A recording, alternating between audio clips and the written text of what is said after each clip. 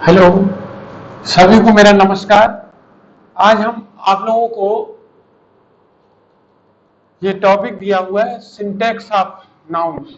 इसके बारे में कुछ नियम होते हैं, उसके बारे में बताने जा रहे हैं। जैसे इसके शब्द से आपको पता लगता है कि ये दो शब्द हैं इसमें। एक तो होता है सिन, दूसरा टैक्स।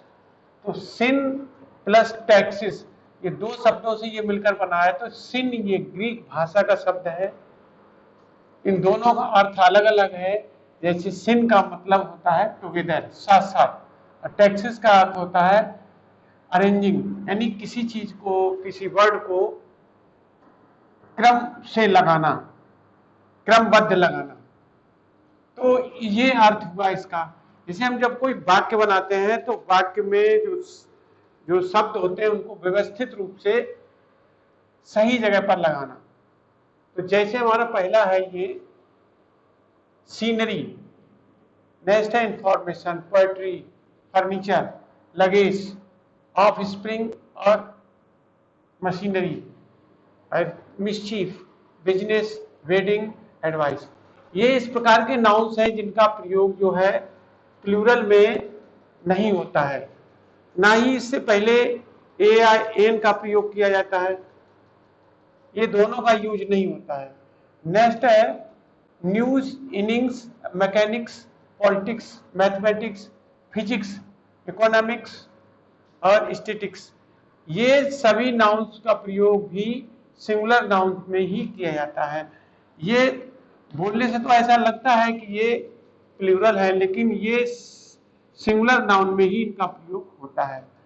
अब थर्ड है bellows, scissors, tongs, spectacles, trousers, drawers और breeches, pantaloons, measles, mumps, billiards, assets, chattels, riches, eaves, Alps.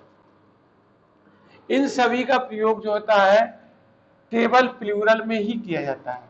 जैसे कि ये लिखा भी है वैल्यूज, तो यस लगा हुआ है इसमें। ये सभी जो है प्लूरल्स होते हैं। आपको मालूम होना चाहिए। ये ज्यादातर उसके लिए आता है, कैंची के लिए ये चिमटा होता है, ये हमारा ऐनक होता है। तो इस तरीके से ये पेंटालून्स है, तो ये पतलून को कहा जाता है।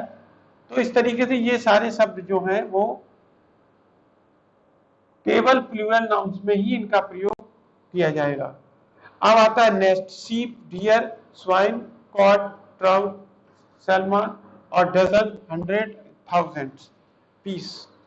ये शब्द जो होते हैं पीस और पेयर, इन दोनों का प्रयोग जो है सिंगुलर और प्लूरल दोनों में किया जाता है। लेकिन कभी कभी ऐसा होता है इनमें जो है जो क्रिया जो लगती है कभी कभी इस सेंटेंसेस के अनुसार लगती है। जैसे मान लीजिए सीप दिया है, अब इसके आगे लिख दिया ए सीप।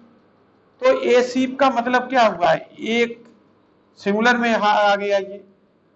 अगर द सीप लिखा है तो इसका मतलब ये प्लूरल में है, और ए लगा हुआ है तो एक है, तो एक वचन हो गया। तो मतलब ये दोनों में, सिंगुलर और प्लूरल दोनों में इनका प्रयोग होता है। इस तरह से हम कुछ आपको उदाहरण भी दे सकते हैं। जैसे फर्स्ट वाला है हमारा, जैसे ऊपर दिया हुआ है सीनरी वाला है, तो the scenery is a beautiful and charming. The scenery is beautiful and charming. Next है I would like to read poetry. जैसे ये पोएट्री सब दिया है। इसी तरीके से फर्नीचर भी है। नेक्स्ट है जैसे ये इकोनॉमिक्स दिया है, तो आप बना सकते हैं economics is my favourite subject. और नेक्स्ट है न्यूज और इनिंग्स। ये शब्द देखने में तो ऐसा लगता है कि ये प्लूरल है, लेकिन इनका यूज जो है सिंगुलर में ही होता है। जैसे the news is not true, the first innings is over, ये हो गया इसका। अब नेक्स्ट है जैसे कुछ शब्द दिए गए हैं, जैसे बैलोच है, सीजर्स है, टोंग्स है। तो जैसे रिचेस हैव विंग्स। और नेक्स्ट है his pantaloons are tight, his pantaloons are tight. अब आता है सीप का, जैसे द सीप आर ग्रेजिंग, लिखा है द सीप आर ग्रेजिंग। अब ये तो the sheep are grazing plural हो गया है। अब मान लीजिए सिंगुलर हो तो ए आ जाएगा, अ शीप इज ग्रेजिंग, तो अ शीप इज ग्रेजिंग हो जाएगा। और इसके बाद कुछ और भी हैं, जैसे डियर का है तो डियर का भी ऐसे यूज होगा। तो इस तरीके से सेंटेंस बनेंगे और इनका थोड़ा ध्यान रखना है।